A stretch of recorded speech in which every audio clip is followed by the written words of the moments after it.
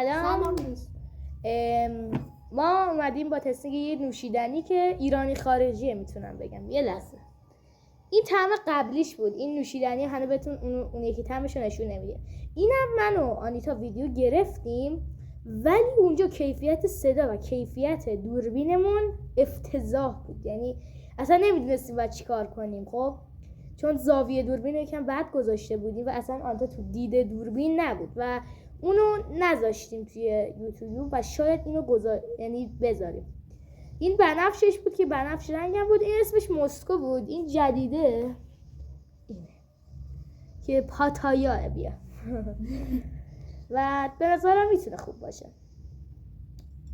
مزه انگور اون قبلی. حالا این مزه انگور بده من دیگه با شرکت سازنده خیلی کار دارم. و ما اینو با پاستیل هم تست کردیم. این بنفشه رو و خیلی خوشمزه بود. حالا اینو اومدیم با لواشک تست کنیم.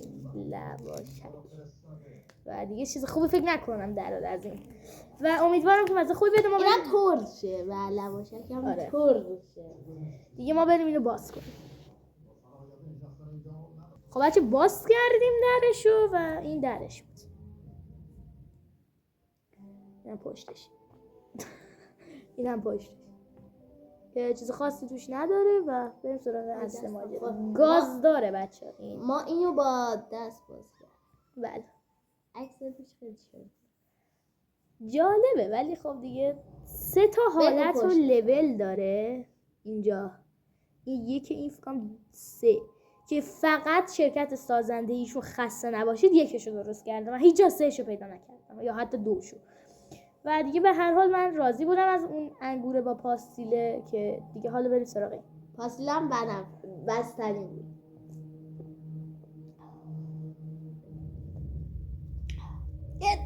نه این چرا این اینطوریه؟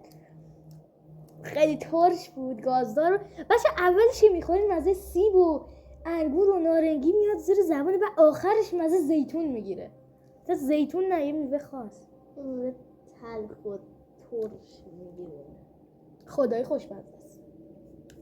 ببین من میگفتم با خودم که مثلا این شاید خوشمزه است. راضیم. میارزه 45 تومن.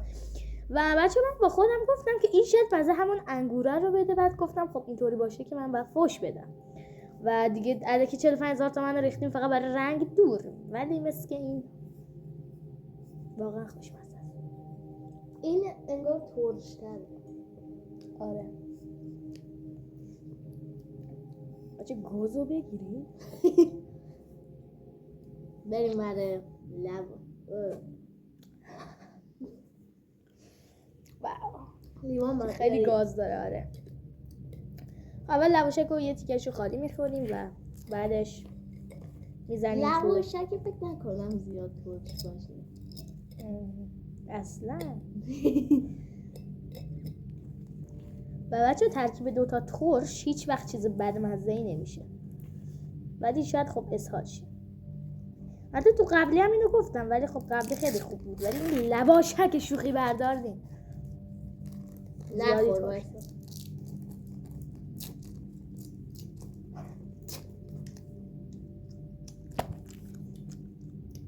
لواشک رو میجوام.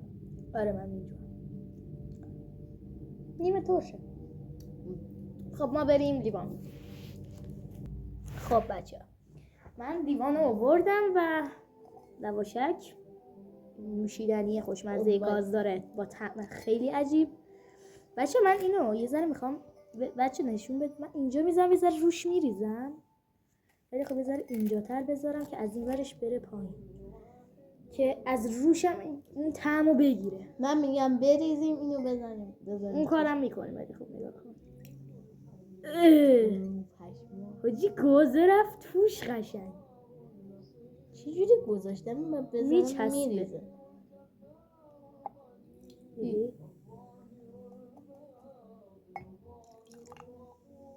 بچه شاید این نوشیدنی یکم ریخت. خب بسته برای من دیگه. بچه من یه تیکه نصف کامل کردم توش دیگه.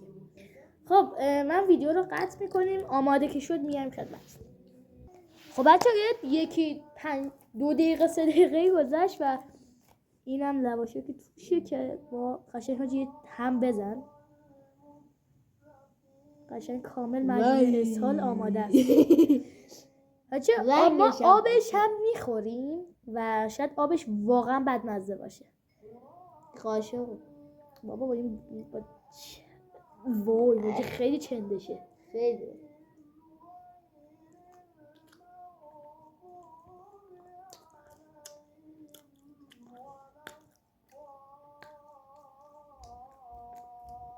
فرق نکنه. اولش فقط یه مزه.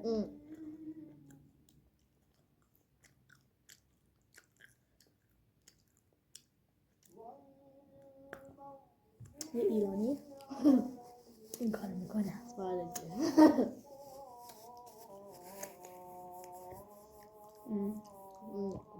بچه 10 از 10 نوشیدنی 10 از 10 لواشک ترکیبشون 9 از 10. واقعا اولش که لواشک و چیزو میخوریم مزه میده. این 10 از 10 لواشک 9 از 10 ترکیبشون 8 از 10.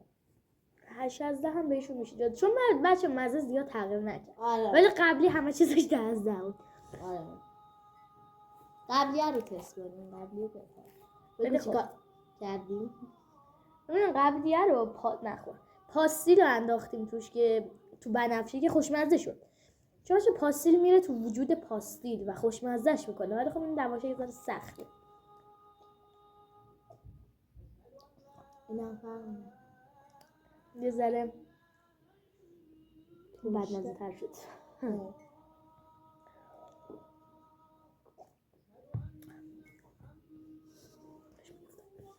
7 از 10 به آبش میدم. 6 از 10. آبش یه ذره بدمزه بود.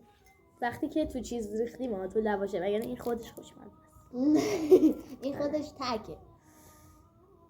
البته اون گازش هم در اومده. حاجی این آخرش هر کاری کنم نمیتونم بگم مزه چی میده. تو گوگل بزن یارو این پاتایا بچه‌ها نوشته رو قبل نوشته بود مسکو. کلاها فرق میکنن. این اسم هم نوشیدنی مال جاهای ساحلیه بچه‌ها نگاه کنید. اینجا یه ذره علامت‌های ساحل پاهل و اینا رو زده که نه ولش کن.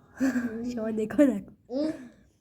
بچه مزه‌شو نمی‌نویسه چیه نمیدونم چرا. چرا کجا نوشته؟ ببخشید. یک بطری تولید با طعم سیتروسی. این چیه دیگه؟ چقدر ریزه آجی. خیلی قبلی دروش بود. نه همون قبلی با طعم رنگور سامرفیلی. کجا رو داری میخون؟ اینکه سام واسه اینم همجا رو بخون. هر چیز سه داره اینا. آقا این چه طعمایه درست سیتروسی چیه دیگه؟ وای یادم اومد خیاره. بچه آیسی مانکی ها اگه دیده باشین یه نوشیدنی سبز داره به نام سیتروس خیار. یعنی سیتروسیه حالا خیارش نیست هرچی آره خیارم دقیقا حاجی همینه میگه. ولی اون سیتروس خیار بود چون این سیتروس ترکیب خیار یا حالا سیتروس دیگه کلا. این سیتروس هر میوه امکان داره باشه ولی استواییه. مثلا انگور نیست. انگور چون استوایی نیست نمیدونم والا. خوشمزه بود دیگه. در کل راضی بودم. خداحافظ.